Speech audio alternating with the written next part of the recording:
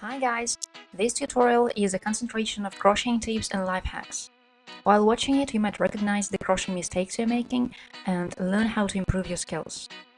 In this video, I'll show you how to make inconspicuous increases and decreases, how to make single crochets right on top of each other without shifting to the right or left, how to make your single crochets as puffy as possible without big gaps in between.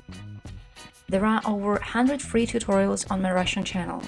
I want to translate as many of them into English as possible, and you can contribute to that by making a donation. I'll add a link to PayPal in the description below. Your donations help me translate more tutorials into English. Thank you so much for your support, it really motivates me. How to make an inconspicuous decrease. There are several ways to make a decrease, and in this video I won't mention the most common and easy ones. Instead, I'll show you how to make an invisible decrease.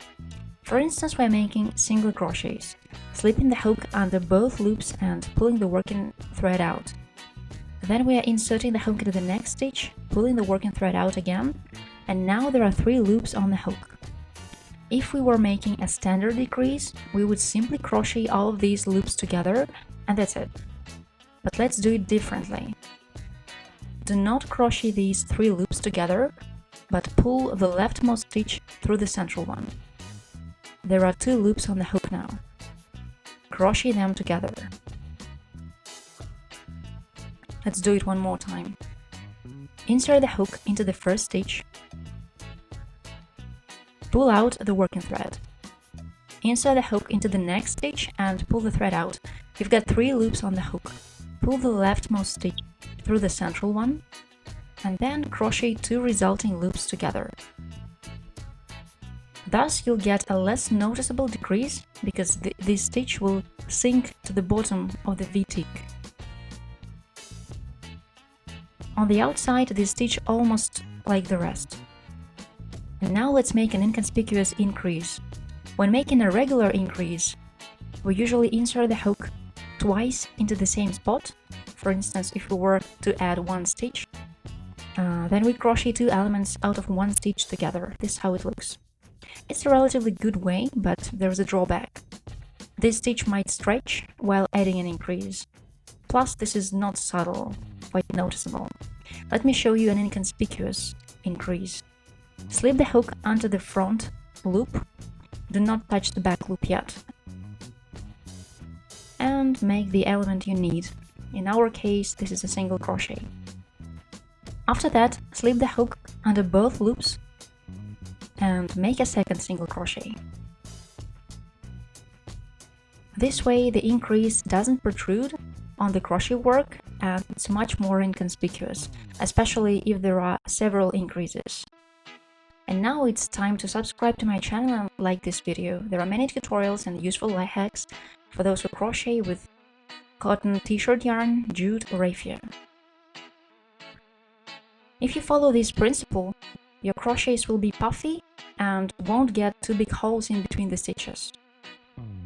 For example, here you see no big holes. To make your crochets puffy and without big holes in between, when you insert the hook, you need to raise the thread up to the level of the loop on the hook. Do not over-tighten the left loop. Crochet 2 loops together. The resulting loop should sit tightly on the hook.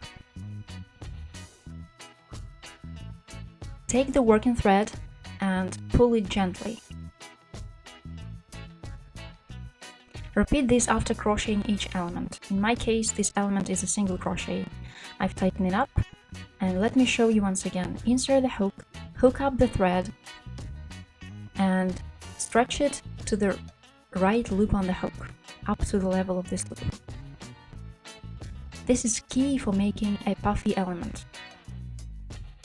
After you've crocheted 2 loops together, you should tighten this loop.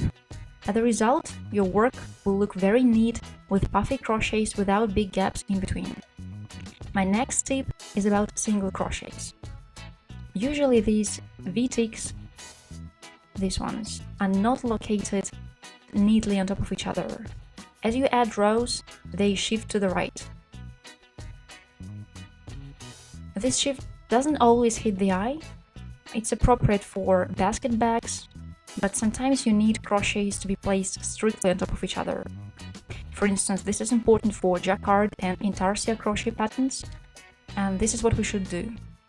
Usually, when making a single crochet, you slip the hook under both loops. A so-called braid is on top of the hook now. And then you crochet these loops the usual way and get a single crochet. This way, the elements will gradually shift to right or left, depending on whether you're right or left-handed. But there is a life hack that helps you crochet without these shifts. You need to slip the hook just below the front loop. The back loop remains untouched. This is how it would look if we slip the hook under both loops, but we are slipping under the front loop only. Then make a single crochet. This way, these V-ticks do not shift and they are placed strictly on top of each other. The back side looks different in this case. It is stripy. It's important that stitch density is almost the same and the work holds its shape just fine. If you didn't know these life hacks, try using them in your crochet works and let me know in comments what you liked the most.